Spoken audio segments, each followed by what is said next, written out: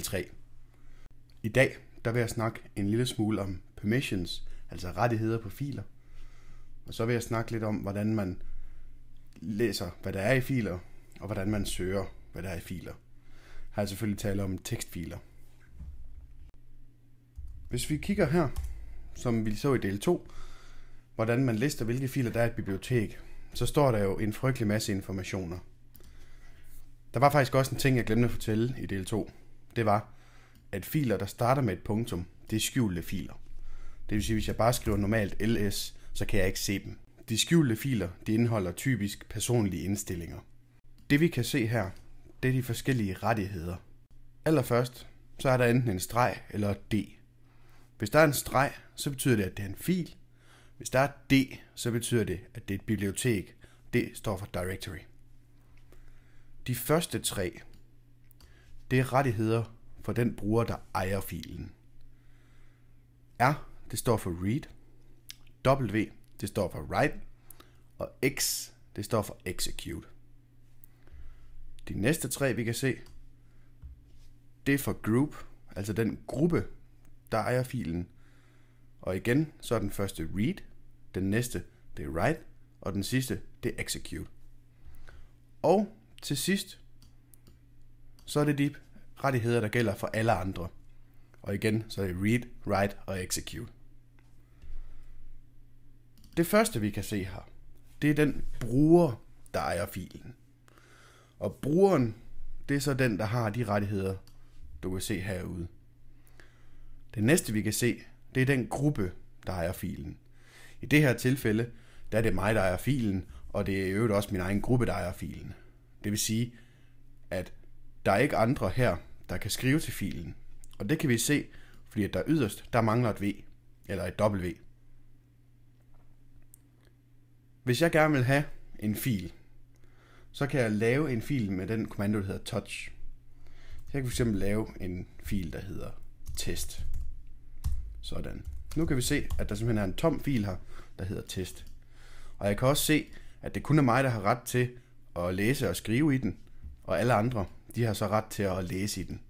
Men jeg vil gerne have, at alle andre, de også kan skrive i den her fil. Så der kan jeg bruge noget, der hedder chmod. Chmod, det betyder change mode, altså redigere i de her rettigheder. Jeg kan sige, at jeg vil godt have, at others, det vil sige alle andre, at de bliver tildelt skriverettigheder til testfilen. Sådan. Nu kan jeg se, at der er kommet et W. Og det betyder, at nu kan alle andre simpelthen også skrive i den her fil. Det var en lille smule permissions. Der er rigtig, rigtig meget materiale omkring permissions, og hvis du vil vide mere om permissions, så kan du læse det blogindlæg, der tilhører til den her videocast. Permissions er meget vigtige i brugen, når vi kommer lidt længere frem i forløbet, og når du bliver en lille smule mere avanceret. Rigtig tit, hvis der er ting, man for eksempel ikke kan få til at virke på en webserver eller lignende, jamen så er det simpelthen permissions, der er skyld i, at et eller andet, som skal bruge filerne, ikke har lov til at læse dem. Det næste, vi skal kigge på, det er, hvis vi har en lidt større fil med lidt mere tekst i. Hvis vi går til /var/log, der kan vi helt sikkert finde nogle filer med noget information i. Vi kan prøve at se, hvad der er filer her. Der er den her, der hedder syslog. Syslog indeholder rigtig mange forskellige informationer, og der er rigtig mange programmer og så videre, der skriver til syslog, hvis der er et eller andet, de gerne vil fortælle. Det første, det er, hvis jeg gerne vil læse hele filen, så kan jeg skrive cat, mellemrum, syslog. Når jeg trykker enter her, så vil der ske det, at jeg ikke får lov at læse den. Og det er fordi, jeg ikke har rettigheder.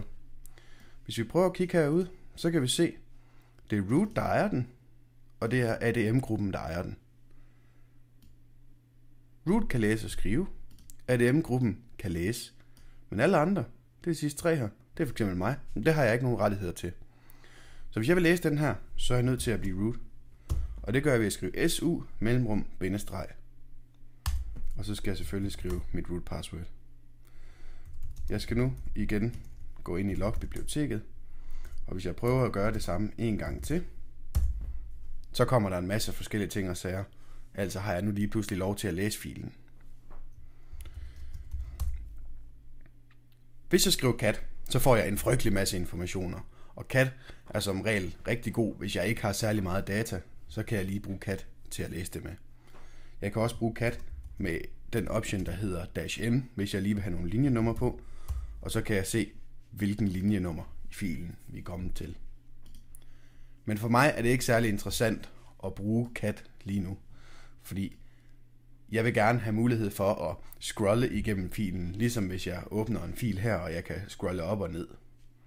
Så det jeg gerne vil gøre nu for at læse hele filen, det er at bruge et program, der hedder More. Hvis jeg skriver More, og så filnavnet og trykker Enter, så kan jeg se, jamen her kommer filen. Det er toppen af filen, jeg kan se, og jeg har så mulighed for at se mere. Hvis jeg trykker på Space, så kommer der simpelthen en hel side fuld mere af tekst. Og sådan kan jeg så blive ved. Hvis jeg kommer et stykke ned i filen og kan sige, at jeg har set det, jeg gerne vil se nu, så trykker jeg på Q, og så er jeg færdig. Jeg kan ikke søge filen med More, og jeg kan ikke gå opad igen med More. Der skal jeg bruge noget, der hedder less. Så hvis jeg prøver at skrive less her, så fordi at mit system er jo helt nyinstalleret, jamen så vil den fejl, det virker ikke. Den findes ikke, den kommando. Den vil jeg gerne installere. Det bruger jeg apt til.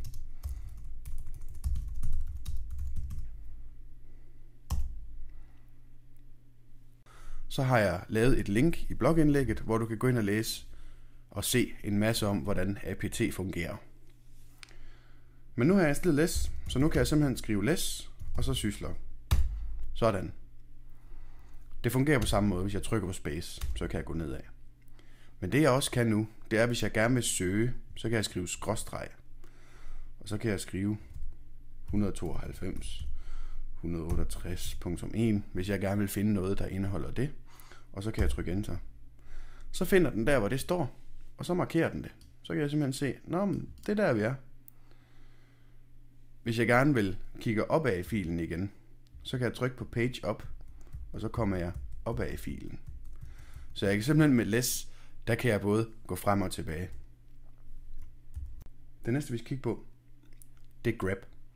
Hvis jeg har en meget, meget stor fil, det kan være 100.000 vis af linjer, og jeg vil gerne bare finde noget helt bestemt i den. Så kan jeg skrive cat syslog. Så kan jeg lave det, der hedder en pipe. En pipe, det betyder, at jeg tager det data, der kommer ud fra den første kommando, og sender det over i den næste. Og den næste, det er så den, der hedder grep. Så kan jeg skrive grep. Og hvad vil jeg gerne finde? Jamen, jeg vil gerne finde 192.168. Så det kan jeg skrive og trykke Enter. Så nu viser den mig kun de linjer, der indeholder det. Det er rigtig smart, for det er den nemme måde, jeg lige hurtigt kan finde nogle ting i en fil på.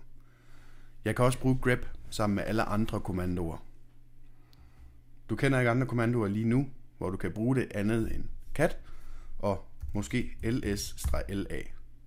Hvis jeg har et bibliotek, der har rigtig mange filer, så kan jeg skrive ls-la, og så kan jeg lave den her pipe, hedder den, og så kan jeg skrive grep, og så kan jeg skrive mail. Nu vil den simpelthen kun vise det fra det output af den her kommando, der indeholder mail. Det var kort om, hvordan grep-kommandoen bruges. Nu har du lært et par kommandoer, så du kan gøre lidt forskellige ting. Men du kan gøre mange flere ting, end dem jeg lige har vist dig, med mange af de kommandoer, jeg har vist dig. Og hvordan finder du så ud af, hvordan du gør alle de her ting? I Linux der findes noget, der hedder man pages. Du kan altid skrive man, mellemrum, og så et kommandonavn, og trykke Enter. Så kommer der simpelthen en hel manual til, hvad kan jeg med den her. Hvis du kigger herned af, så kan du se, at der er uendeligt mange muligheder for argumenter, du kan sætte på, for at få den til at gøre forskellige ting. Man pages er rigtig, rigtig smart, og det vil bestemt være en løgn, hvis jeg sagde, at jeg aldrig nogensinde selv bruger man pages. Man kan glemme ting, og der kan være ting, man gerne vil lave med et program, men som man aldrig har prøvet før, så derfor kan man kigge i sine man pages, om de er der.